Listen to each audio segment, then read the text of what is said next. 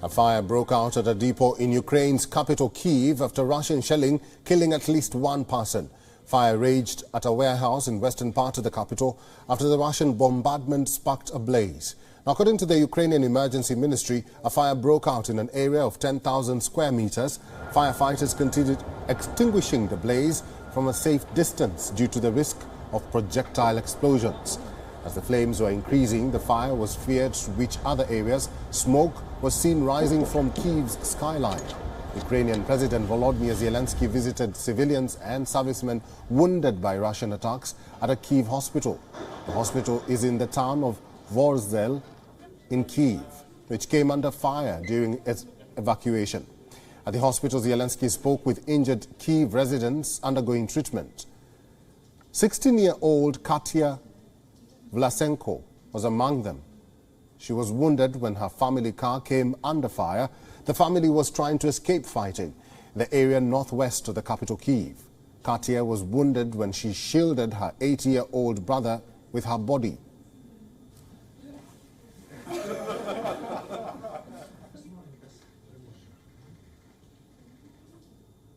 Meanwhile, the Ukrainian army held its position in the north of the Kyiv region. Soldiers reported that they heard shots from tanks.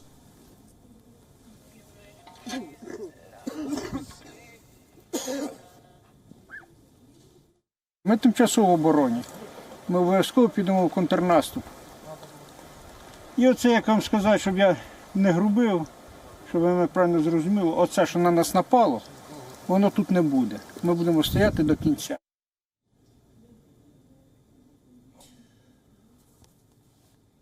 Well, this was Ukraine President Volodymyr Zelensky visiting the hospital and having a word with the residents who were injured, including Katya, who is 16-year-old, and we have reported that she was shielding her 80-year-old brother from a shelling on their family car. And this was yesterday in Kyiv, where the President, Volodymyr Zelensky, visited the injured residents and also soldiers at the hospital in Kyiv.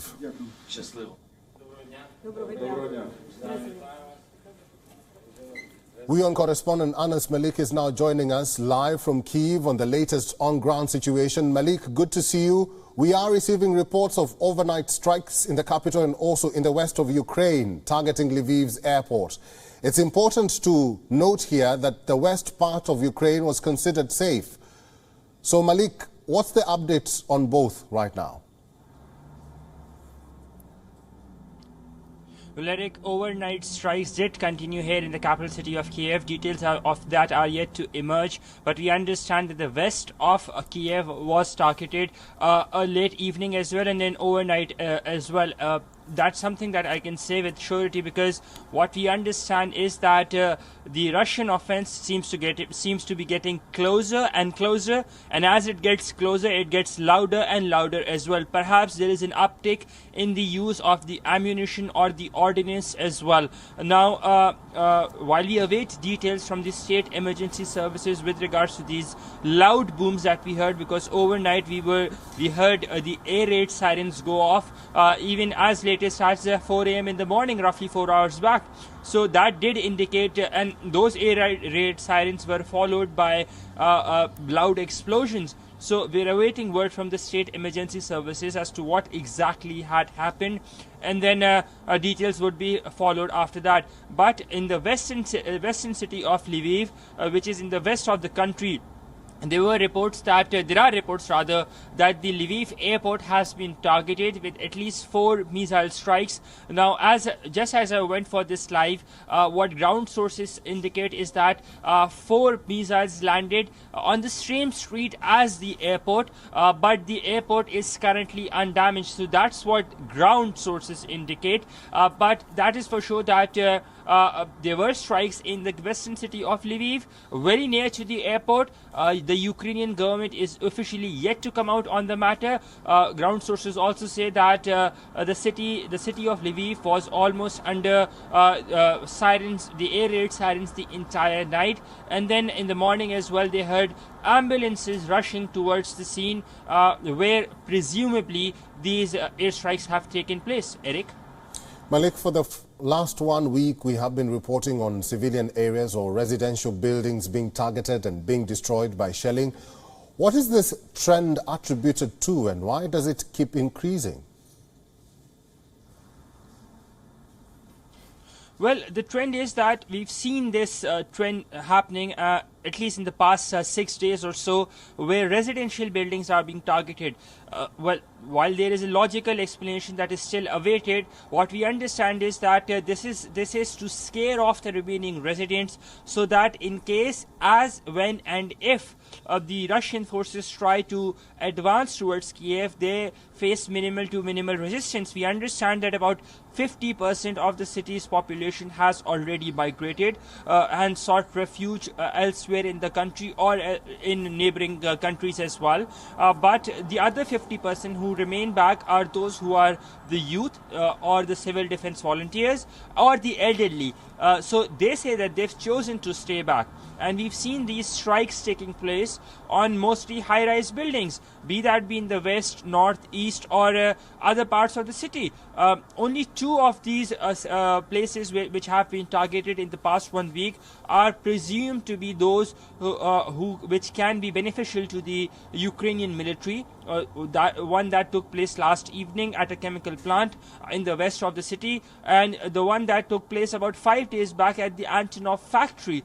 The rest, they're all civilian high-rise buildings.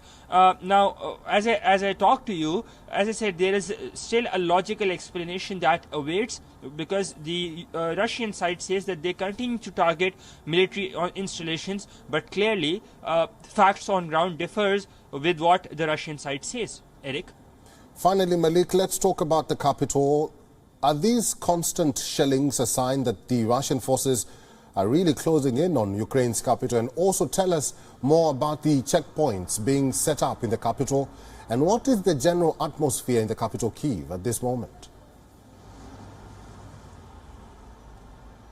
Without a shadow of doubt, that can be said that Russian forces are making progress. The rate of that progression can be debated upon or can be challenged, but they are definitely making progress, because we can hear on and off in the city, we can hear intermittent gunfire, and gunfire can be heard from from about 3 to 4 kilometers of range, or maybe 5 to 6 kilometers of range. So that indicates that the fight is not far from the capital city of Kyiv.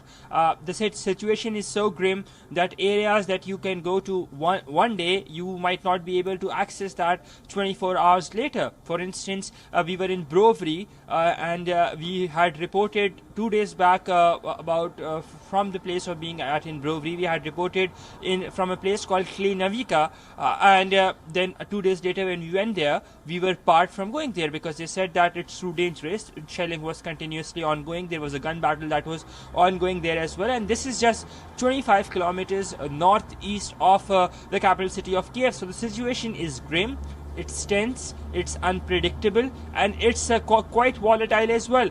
That being said, the general atmosphere in the city of Kyiv is that people tend to stock up on their ration supplies, on their essential supplies. There is an acute demand and supply shortage that we get to witness. But then the trains that go out with people, they come back with those supplies, and then next day we see these supplies being fulfilled as well. Having said that, the city has literally been fortified. There are more and more concrete blocks that have come up, more and more trenches that have been built up. We see more and more military deployments, civil defense volunteers, more and more checkpoints. So this is all an indication that the city is bracing for impact as, when and if it happens at all. Eric?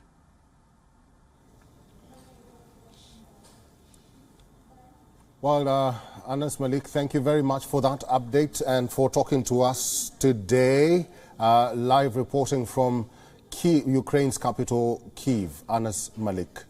WION is now available in your country. Download the app now and get all the news on the move.